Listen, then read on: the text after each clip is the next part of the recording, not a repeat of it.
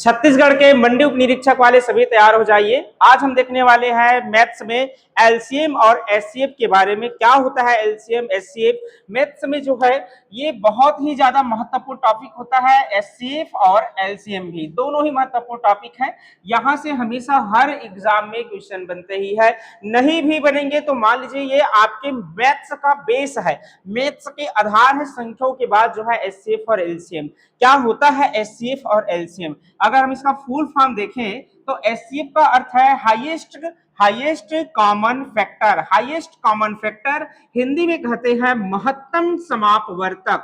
महत्तम समापवर्तक कहलाता है। महत्तम समापवर्तक हिंदी में महत्तम समापवर्तक कहलाता है। एलसीएम क्या होता है? List common multiple. List common multiple, list मतलब छोटा, लघुत्तम। लघुत्तम समापवर्त्य ये कहलाएगा लघुत्तम समापवर्त्य। लघुत्तम समापवर्त्य कहलाता है ये। अब यहाँ पर होता क्या है? ये दोनों ही महत्तम समापवर्तक क्या होता है और लघुत्तम समापवर्त्य। यहाँ पर वर्तक नहीं पढ़ेंगे ना, हमेशा गलत हम पढ़ते हैं, वर्त है। तो लघुत्तम समापवर्त्य और महत्तम समापवर्तक। सबसे पहले महत्तम से के बाद यहाँ पर जो शब्द आया है समापवर्तक और समापवर्त्य, इसको पहले समझिए।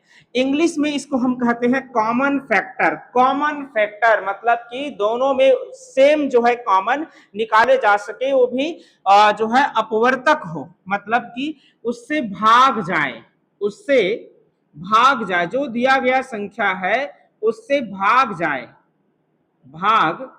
उससे भाग जाए मतलब जो भी अपवर्तक संख्या आएगा उससे दिए गए संख्या और डिवाइडेड होना चाहिए, विभाजित होना चाहिए। जैसे कि मान लीजिए अगर मैं कहूं 2 और 4 का एचसीएफ जो है, एचसीएफ हाईएस्ट कॉमन फैक्टर क्या है? तो 2 है। यहाँ पर 2 से हम दोनों से इसे डिवाइड कर सकते हैं, विभाजित होता है तो इससे भाग जाता है।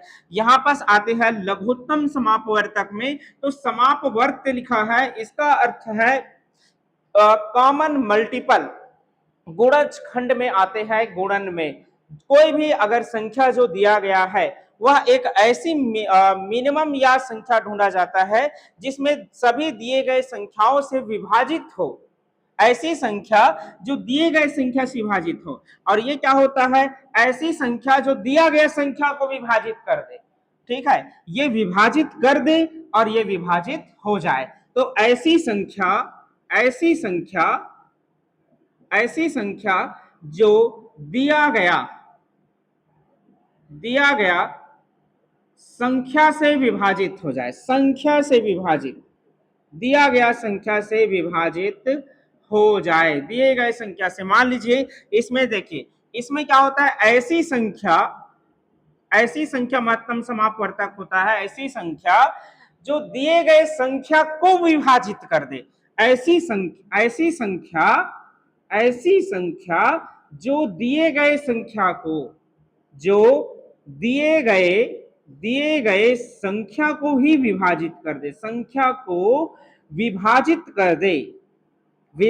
कर दे। दोनों में ही अंतर है। यहाँ पर ये संख्याओं का गुणनखंड होता है, यहाँ पर लिखा है ऐसी संख्या जो दिए गए संख्या से विभाजित हो जाए। और यहाँ लिखा है ऐसी संख्या जो दिए गए संख्या को विभाजित कर दे। दोनों में ही फर्क है। एग्जाम्पल से समझिए। जैसे कि मान लीजिए मैं कुछ संख्या लिखता हूं, जैसे कि यहाँ पर लिखा गया है 2 और लिख देते हैं मान लीजिए 6 और लिख देते हैं 8। अब इनमें अगर हम देखें कि हाईएस्ट कॉमन फैक्टर कौन सा है इनमें से, तो इनमें से हाईएस्ट कॉमन फैक्टर क्या है? 2 है। 2 एक हाईएस्ट कॉमन फैक्टर है इसका मतलब 2 एक ऐसी संख्या है जो ये दिए गए संख्या को क्या करेगा? विभाजित कर देगा। यही तो है महत्तम समापवर्तक का परिभाषा। ये क्या है? यहाँ पर क्या आएगा? जैसे 2, 6 और 8। तो इसमें जो है एलसीएम की अगर हम बात करें तो एलसीएम इसमें ऐसी संख्या होगा जो इन दिए गए संख्या से विभाजित हो जाए। तो यहाँ पर हमें ऐसी संख्या ढूंढना है जो इन तीनों संख्या से विभाजित हो जाए। जैसे 8 बड़ा है इनमें, तो 8 2 से तो है लेकिन 6 से नहीं है। तो 8 के गुणज 8 दूनी 16 गुणज लेना है, 8 दूनी 16 8 या 24, 24 ऐसी संख्या जो 6 से भी डिवाइड है और 2 से भी, तो यहाँ पर एलसीएम हो जाएगा 24। तो ये होता है एलसीएम और एचसीएफ में एक नॉर्मल परिभाषा के दृष्टिकोण से अगर हम समझें तो, या अगर आप इसे समझना चाहें जैसे कि हाईएस्ट कॉमन फैक्टर, मान लीजिए यहाँ पर कुछ रंग मैं ले रहा हूं जैसे लाल और पीला, एक तरफ लिख देता हूं लाल और पीला और इस तरफ लिख देता हूं पीला और सफेद। अब ये बताइए मुझे दोनों में कॉमन क्या है? दोनों में कॉमन है क्या? पीला। पीला को अगर हम बाहर कर दे तो इधर क्या बचेगा? लाल, और इधर क्या बचेगा? सफेद। तो इन दोनों से क्या कॉमन निकला? मैक्सिमम पीला, तो पीला ही तो होगा हाईएस्ट कॉमन फैक्टर। ऐसे ही संख्या के साथ होता है, जैसे मान लीजिए इधर 6 है और इधर मान लीजिए 8 है। अब इनमें हाईएस्ट कॉमन फैक्टर क्या निकलेगा? 2 निकलेगा। 2 को अगर निकाल देंगे तो इसमें 3 बचेगा, 2 तिया 6, 6 आएंगे, इसमें बचेगा 4, 2 चौ 8, ये बचता है। तो इस प्रकार हाईएस्ट कॉमन फैक्टर होता है। लघुत्तम समापवर्तक क्या? जैसे गुणन में अगर हम देखें, जैसे मान लीजिए 2 का टेबल अगर आप देखेंगे, जैसे 2 के बाद टेबल में 2 दूनी 4, 4 2 चौ 2 दूनी 4, 2 तिया 6, 2 चौक 8, 2 पंचे 10, 10 12 14 16, इसी प्रकार 18, ये आगे बढ़ता जाएगा। अगर आप 3 का टेबल लेंगे तो 3 का टेबल देखिए कैसे बनेगा, 3 6 9 12 15 18 21, ऐसे आगे बढ़ता जाएगा। ठीक है, अगर आप 4 का भी टेबल लेंगे तो 4 का भी ले सकते हैं, 4 8 12 16 20 24। अब यहाँ पर समझिए एलसीएम क्या होगा। जैसे मैं स्टार्टिंग लेटर, अगर लेटर की संख्या की बात करूं 2 और 3 और 4, अगर हम स्टार्टिंग में 2 और 3 का अपवर्त्य देखें, यहाँ पर लिखा है समापवर्त्य, वर्त मतलब गुणन, गुणजखंड देखें तो 2 और 3 में ऐसी कौन कौन सी गुणनखंड है जो, या फिर 2 और 3 में ऐसी कौन कौन सी कॉमन गुणनखंड है जो 2 के भी टेबल में है और 3 के भी टेबल में है? देखिए कौन कौन सा है। तो 2 के टेबल में यहाँ पर 4 है तो इसमें 4 नहीं है, इसमें 6 है तो इसमें भी 6 है, फिर इसके बाद 8 तो 8 इसमें नहीं है, 12 है तो इसमें 12 है, तो इसमें भी 12 है, फिर 18 है तो इसमें भी 18 है। अब इसके टेबल में कौन कौन सी संख्या आ रहा है? 6 आया, फिर 12 आया, फिर 18 आया, दोनों जो है कॉमन 2 और 3 के टेबल में है। अब इनमें सबसे छोटा कौन है? 6 12 18 में, सिंपल सी बात है 6, तो 6 ही क्या होगा आपका एलसीएम। एलसीएम मतलब लीस्ट कॉमन मल्टीपल, सबसे छोटा गुणनखंड। तो हमें एलसीएम किसको कहते हैं? लघुत्तम समापवर्त किसे कहते हैं? समापवर्त किसे कहते हैं? तो ऐसी गुणनखंड जो दिए गए संख्या से डिवाइडेड हो, विभाजित हो जाए, उसको हम एलसीएम कहते हैं, लघुत्तम समापवर्त कहते हैं। तो यहाँ पर 2 और 3 का लघुत्तम समापवर्त क्या होगा? 6 हो जाएंगे। लेकिन अगर हम 4 को भी ऐड कर दें तो यहाँ पर जैसे 2 3 4 का एलसीएम क्या होगा? अब ढूंढिए कि 4 के टेबल में भी कॉमन संख्या होना चाहिए। जैसे ये 6 है, इसमें 6, इसमें 6 नहीं है, और इसके बाद 12 है, 12 है, अब इसमें भी 12 है, फिर इसमें 18 है, इसमें 18, इसमें 18 नहीं है। आगे बढ़ेंगे तो इसमें 20 आएगा, तो इसमें 20 है तो इसमें 20 नहीं है। आगे और बढ़ेंगे तो इसमें 24 आएगा, इसमें भी 24 आएगा, इसमें भी 24 आएगा। तो 4 के अगर 2 3 4 को अगर हम शामिल करें तो 12 24 36 इसी प्रकार का कुछ संख्या आता जाएगा। तो इसमें सबसे छोटा कौन है? 12। तो 2 और 3 और 4 को अगर शामिल किया जाए तो एलसीएम क्या हो जाएगा? 12। उम्मीद करते हैं एचसीएफ और एलसीएम की जो है परिभाषिक चीजें आपको समझ आ गया होगा। अब देखते हैं एग्जाम के पॉइंट ऑफ व्यू से एलसीएफ कैसे निकालेंगे, एलसीएम कैसे निकालेंगे, क्या होता है संख्याओं के एलसीएम और एचसीएफ का रिलेशनशिप। चलिए समझते हैं। सबसे पहले हम इसके रिलेशन को समझेंगे कि एचसीएफ और एलसीएम का कैसा रिलेशन बनता है संख्याओं के साथ। जैसे देखना, अगर मान लीजिए दो संख्या दिया रहे, दो संख्या कोई सा भी दो संख्या हो, दुनिया का कोई सा भी दो संख्या, दोनों संख्या के गुणनफल, यदि दो संख्या दिया है तो दो संख्या का गुणनफल दोनों संख्या का गुणनफल बराबर होगा किसके? तो एलसीएम के और एचसीएफ के गुणनफल के बराबर होता है। ये हमेशा होता है जैसे आप प्रूफ करना चाहे, मान लीजिए दो संख्या कोई सभी ले लेते हैं, जैसे 3 ले लेते हैं और 3 के बाद चलिए लेते हैं 4, 3 और 4। अब 3 और 4 में अगर हम देखें तो दोनों का आपस में गुणा करें तो 3 गुणा 4 बराबर होगा, एलसीएम क्या आएगा, तो 3 और 4 के टेबल में कॉमन अंक सबसे छोटा 12 है, क्योंकि 3 चौक 12 सम विषम है तो गुणा कर सकते हैं, 3 चौक 12 हो जाएगा। अब 12 एलसीएम हो गया, गुणा एचसीएफ क्या होगा, तो इन दोनों का अंतर कितने हैं, 4 में से 3 गया 1, तो एचसीएफ है 1, 1 से ये विभाजित है दोनों, तो 1 ही एचसीएफ है समझिए। तो यहां पर अगर गुणा करें तो 3 चौक 12, 12 एकम 12 है, दोनों बराबर। लेकिन ये केवल दो ही संख्या के लिए काम करता है, 3 संख्या 4 संख्या के लिए काम नहीं करेगा। 3 संख्या का मान लीजिए अगर दे दिया जाए कि 3 संख्या का जैसे 2, 4 और 6 कुछ इस प्रकार दिया जाए कि 3 संख्या का एलसीएम और उनके एचसीएफ का गुणनफल क्या तीनों संख्या के गुणनफल के बराबर होता है, सिद्ध करके आप देख सकते हो, कभी नहीं आएगा यहाँ पर बराबर। जैसे गुणा करें 6 चौक 24, 24 दूनी 48 हो जाएगा, 24 दूनी हो जाएगा ये 48 गुणनखंड। अब इसका एलसीएम लेंगे तो एलसीएम कितना आएगा, 12 आएगा, और एचसीएफ क्या आएगा 2, तो 12 दूनी 24 आ रहा है, मतलब बराबर नहीं है। इसका मतलब ये है कि एलसीएम और एचसीएफ के रिलेशन में केवल दो संख्याओं के साथ ये संदर्भ बनते हैं कि दो संख्या का गुणनफल उसके एलसीएम और एचसीएफ के गुणनफल के बराबर होते हैं। इस चीज को आप जरूर याद रखें, क्योंकि आजकल अभी व्यापम जो है हर प्रकार के क्वेश्चन बना रहे, थ्योरिटिकल क्वेश्चन दे रहे हैं, तो ऐसे क्वेश्चन को आप कैसे अटेंड करेंगे।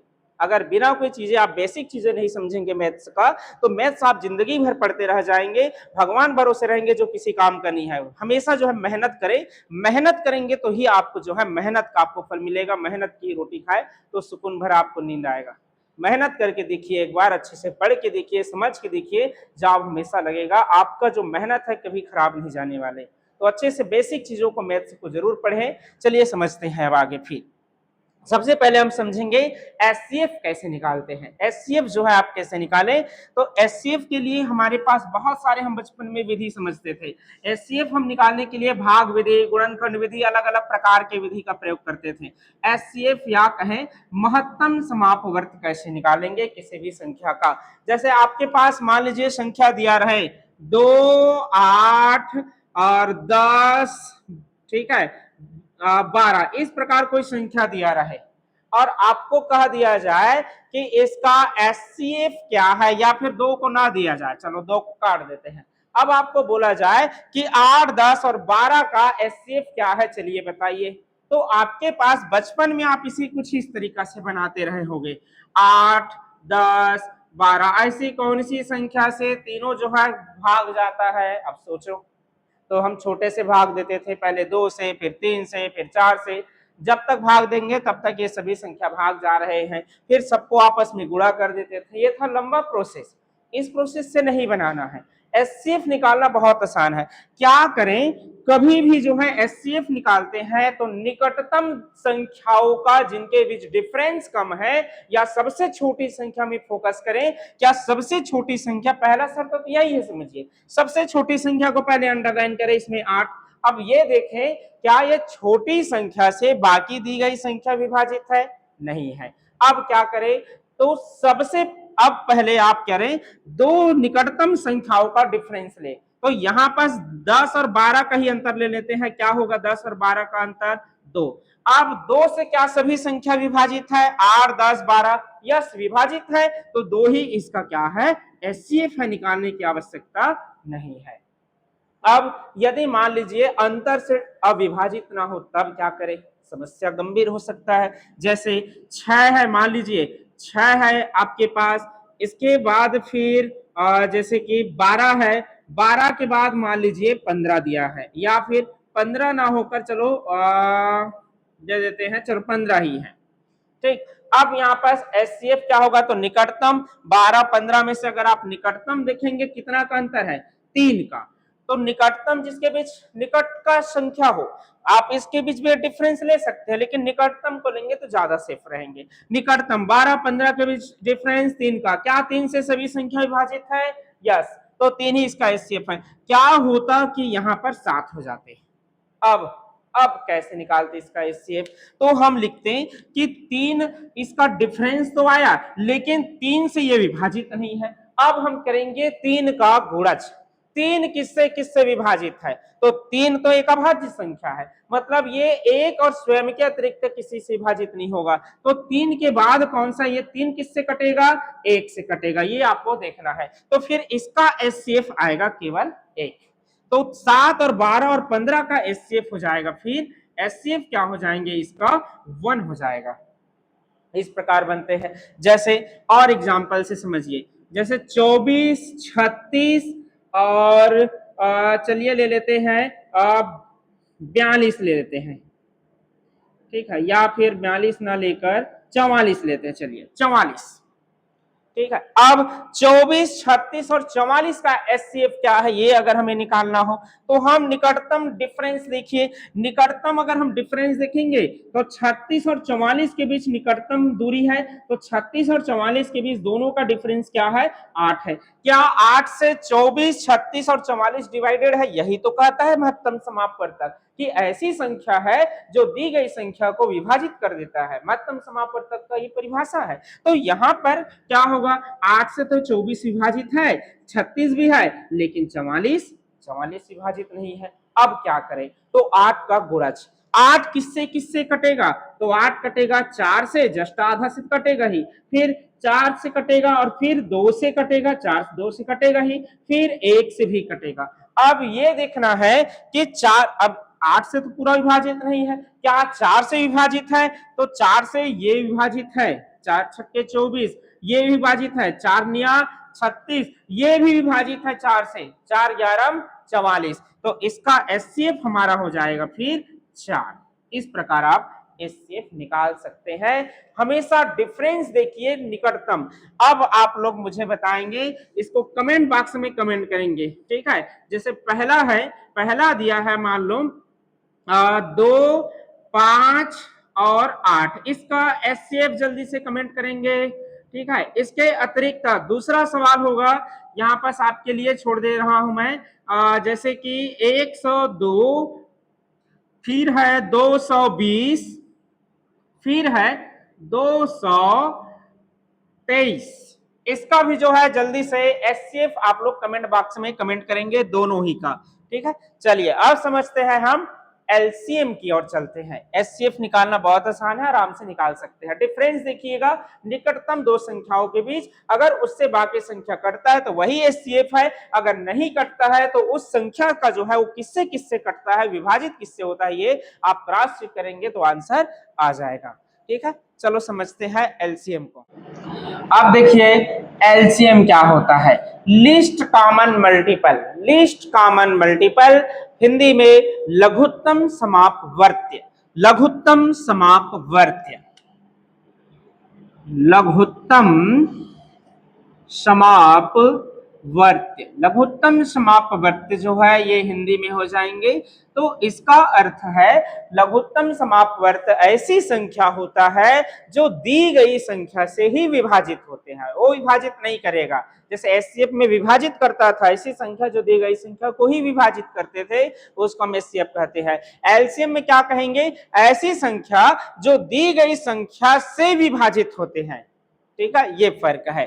तो यहाँ पर लघुत्तम समापवर्त, जैसे कि एग्जाम्पल्स के लिए लेते हैं, मान लीजिए 8 है, 12 है, 36 है। अब आपको देखना क्या है, सबसे पहले काम क्या करेंगे आप, यहाँ पर 8, 12, 36, सबसे पहले एलसीएम जब भी निकाले आप इसमें बड़ी संख्या में फोकस करिए। पहला है, एक आध और एग्जाम्पल लिख देते हैं समझने के लिए, 4, 6 और 12।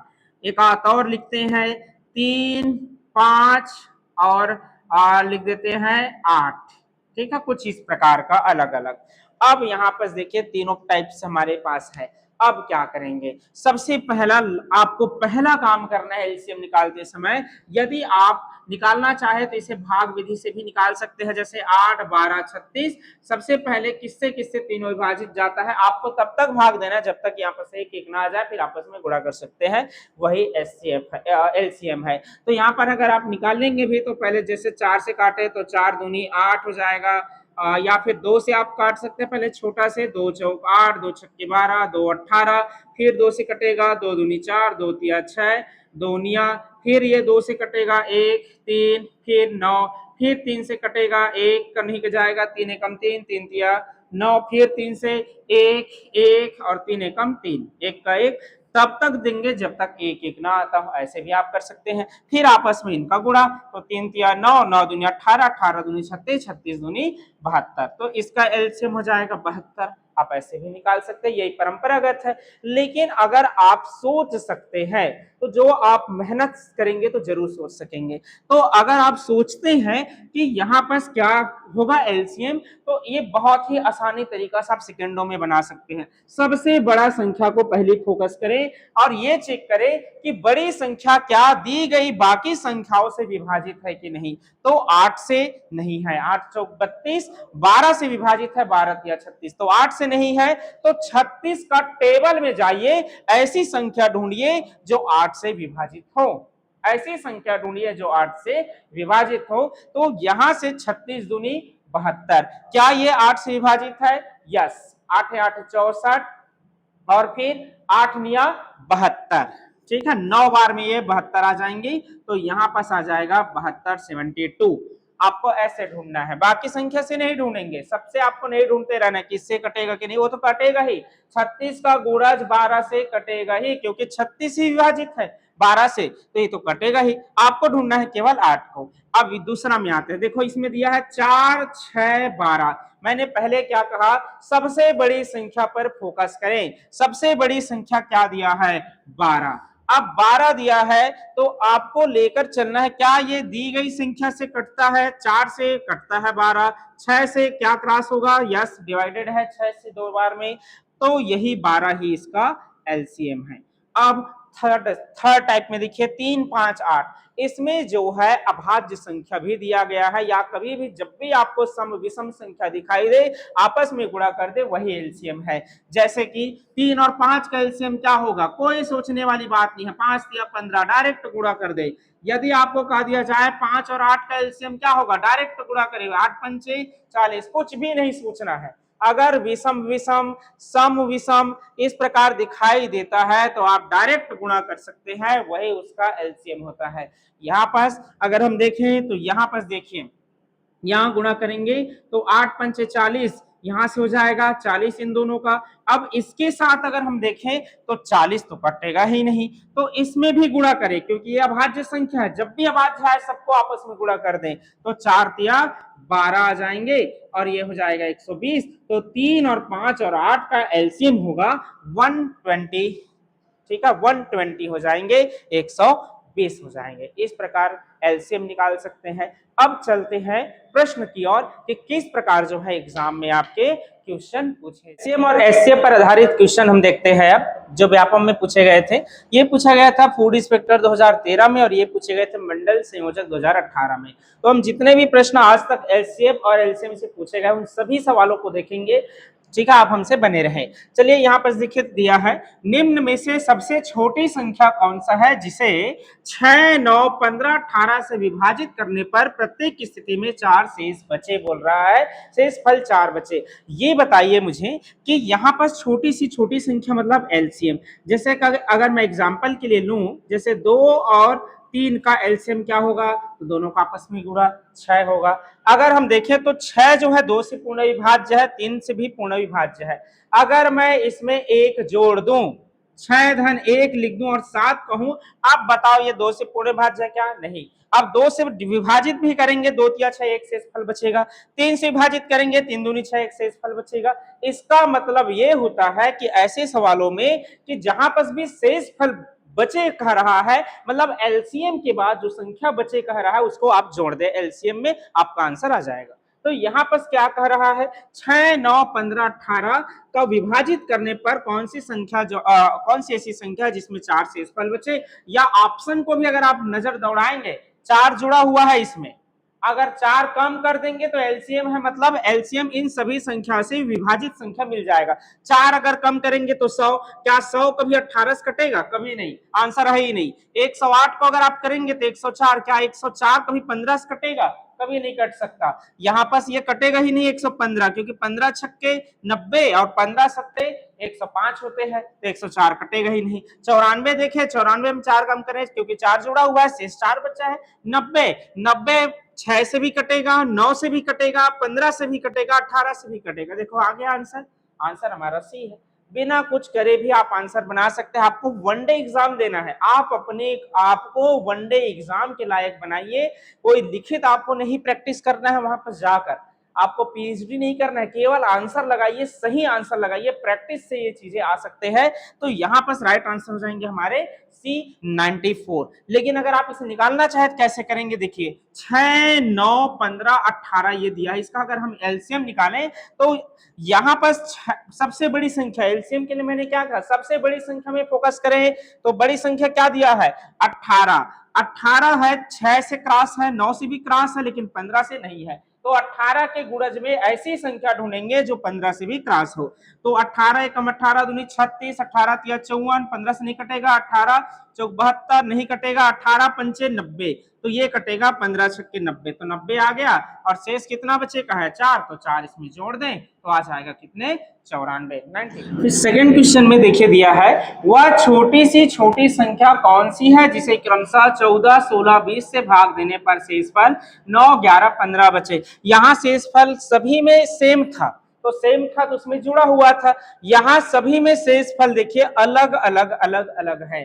तब हम क्या करें, सबसे पहले कौन सी कॉमन शेषफल बच रहा है उसको पहले चेक करते हैं। जो 14 से भाग देने पर शेषफल कितना बचेगा 9, तो इसका अंतर निकाल लेते हैं। तो 14 में से 9 5, फिर 16 से भाग देंगे तो 11 शेषफल बचेगा, डिफरेंस निकालिए 5, फिर 20 से भाग देने पर शेषफल 15 बचेगा, तो डिफरेंस है 5। कुल मिला के 5 हमें कम करना है इसके एलसीएम में, तो वह संख्या में मिल जाएगा जिसमें 14 16 और 20 से भाग देने पर 9 11 15 बचे। तो क्या करें, 14 16 और 20 का एलसीएम, एलसीएम निकालने के लिए सबसे बड़ी संख्या या कहे भाज्य भाज्य में कन्वर्टेड, सम विषम में कन्वर्टेड। तो इसमें आप जो है सबसे पहले एचसीएफ निकाल लीजिए, अगर आप इसका टेबल नहीं जानते हैं तो, क्योंकि काफी लंबा प्रोसेस रहेगा। तो एचसीएफ निकालिए, तो एचसीएफ क्या हो जाएंगे इसके 2 निकल आएगा, क्योंकि डिफरेंस 2 का है, 14 और 16 के बीच 2, तो यहाँ से बचेगा 7, यहाँ से 8, यहाँ से बच जाएंगे 10। अब मैंने क्या कहा, जब भी 2 सम विषम दिखाई दे या कहे भाज्य भाज्य दिखाई दे, देखो ये अभाज्य है ये भाज्य है, गुणा कर दे, 7 8 56। अब 56 10 से क्रॉस तो होता नहीं है, फिर से गुणा करें 10 में, तो 56 गुणा 10 करेंगे क्या हो जाएगा 500, और जो है ये हो जाएंगे 60। 7 8 56 गुणा 10 560। अब 560 को चेक करें, अभी 2 का उपयोग नहीं करना है, अगर ये 560 भी डिवाइड नहीं होगा तब 2 का उपयोग करना। अब यहाँ पर 560 में 2 का भी गुणा नहीं करेंगे क्योंकि बड़ी संख्या हो जाएगा। एक बार क्रॉस चेक करते हैं 14 से कटता है कि नहीं, 14 56 कट जाएंगे। 16 से अगर हम देखें, 16 एकम 16 32, 16 तिया 48, फिर बचेगा कितने यहाँ से 8, 16 पंचे 80, ये भी कट जाएगा। 20 से अगर देखें तो 20 दूनी 40, 20 दूनी 40, बचेगा कितने यहाँ से 16 और 160, ये भी कट जाएंगे। ठीक है, तो इस प्रकार ये पूरा का पूरा 560 डिवाइडेड है 14 16 और 20 से, तो इसका एलसीएम कितने आ जाएंगे 560। अब हमें 5 कम करना है क्योंकि सभी में कॉमन डिफरेंस 5 है, तो 5 कम करेंगे, माइनस करें, वह संख्या मिल आएगा, तो 555 555, तो राइट आंसर है बी 555। नेक्स्ट क्वेश्चन है, सबसे छोटी संख्या क्या है जिसको 6 5 4 से विभाजित करने पर शेषफल 3 2 1 प्राप्त होता हो। अभी जस्ट मैंने कहा कि यदि शेषफल अलग अलग है तो पहले ही उसे माइनस कर ले, डिफरेंस कॉमन देख ले कितना है। तो 6 से विभाजित करने पर शेषफल 3 बचे तो डिफरेंस 3, 5 से विभाजित करने पर शेषफल 2 बचे तो डिफरेंस 3, 4 से विभाजित करने पर शेषफल 1 बचे तो डिफरेंस 3, मतलब 3 हमें कम करना है इसके एलसीएम में। किसके एलसीएम में, तो 6 5 और 4 के एलसीएम क्या है। तो मैंने कहा जब भी एलसीएम निकाले, भाज्य भाज्य संख्या दिखाई दे तो पहले गुणा कर दे। तो 2 भाज्य भाज्य को गुणा करें तो 6 और 5 को गुणा करें, 6 पंचे 30, क्या 30 4 से क्रॉस है, नहीं है, तो 30 के टेबल में देखिए वह संख्या जो 4 से क्रॉस हो, तो 30 दूनी 60, 60 4 से क्रॉस है तो राइट होगा 60, इसका एलसीएम हो जाएंगे। अब यहाँ पर 3 हमें कम करना है डिफरेंस को, तो 60 में 3 कम करेंगे क्या आ जाएगा 57, तो राइट आंसर हो जाएंगे सी 57। अब इसके बाद आते हैं नेक्स्ट टाइप्स के प्रश्नों में। कभी कभी ऐसे सवाल भी आते हैं, वह सबसे छोटी वर्ग संख्या, कभी इसमें घन संख्या भी दिया रहता है, वर्ग संख्या ज्ञात करें जो 4, 6, 8, 10 से विभाजित हो। ऐसे सवालों के लिए आप ऑप्शन से भी क्रॉस चेक कर सकते हैं या फिर हल भी कर सकते हैं। ऑप्शन से कैसे बनाएंगे, देखिए सबसे पहले वर्ग पूछा गया है और इसमें देखिए इकाई संख्या 0 है। जब भी वर्ग पूछा जाए तो इकाई संख्या के अंतर्गत 2 जीरो आपको लास्ट में दिखाई देना चाहिए। 2 जीरो इसमें है, 2 जीरो इसमें है, बाकी तो वर्ग संख्या है भी नहीं। 2 जीरो नहीं है, समझ जाना नहीं होगा। अब 2 जीरो के अतिरिक्त दूसरा जो है देखेंगे आप, फिर कौन सी संख्या दी, इसमें 12 है, 12 किसी भी संख्या का वर्ग नहीं हो सकता। फिर है 36, 36 हो सकता है किसका, 6 का। तो यहाँ पर राइट आंसर हो जाएंगे सी 3600, ये हमारा आंसर है। लेकिन अगर आप इसे बनाना चाहे तो बनाएंगे कैसे, देखिए जब भी ऐसे सवाल आए पूर्ण वर्ग, आपको गुणनखंड विधि में जाना ही पड़ेगा।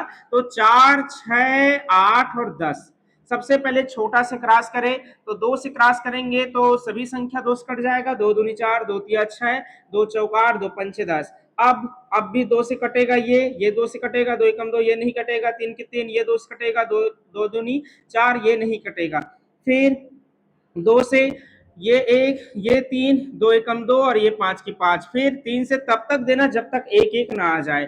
फिर 1 से 1 की 1, 3 एकम 3, फिर 1 की 1, 5 की 5। अब 5 से जाएगा तो 5 से अगर हम दें तो 1 1 और 1 और 5 एकम 5। अब सब जगह 1 1 आ गया।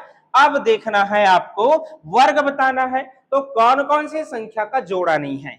इसमें देखिए सबको आपस में हमें गुणा ही करना है, 2 गुणा 2 गुणा 2 गुणा 3 गुणा 5। जिस जिस संख्या का जोड़ा नहीं है उस संख्या का जोड़ा बनाने के लिए गुणा कर देना है। इसका जोड़ा है, इसका नहीं है, अब इसका नहीं है, इसका नहीं है, तो सेम फिर से 2 गुणा 3 गुणा 5, जिसका जिसका जोड़ा नहीं है फिर से उसको गुणा कर देना है। अब सबको आपस में गुणा करें तो 2 दूनी 4, 4 दूनी 8, 8 तिया 24, ठीक है। और 24 गुणा अगर हम इधर को भी ले, 5 तिया 15, 15 दूनी 30 और 30 और 5 का गुणा करेंगे तो ये हो जाएगा 150, ये आ जाएंगे। अब फिर 24 गुणा 150 कर सकते हैं तो 15 चौक 60 की शून्य, हासिल में 6, 15 दूनी 30 और 6 36 और 1 जीरो का 1 जीरो, कितना आया 3600, ठीक है। इस प्रकार आप ऐसे बना सकते हैं। घन रहे तो 3 3 का पेयर बनाना और वर्ग रहे तो 2 2 का पेयर बनाना। 2 2 का यहाँ से पेयर बनना चाहिए, जिसका पेयर ना बने उस संख्या को उसमें गुणा कर देना और वही जो है इसका पूर्ण वर्ग बन जाएंगे। अगर घन वाला आता है तो पूर्ण घन बन जाएगा 3 3 का पेयर बनाने पर।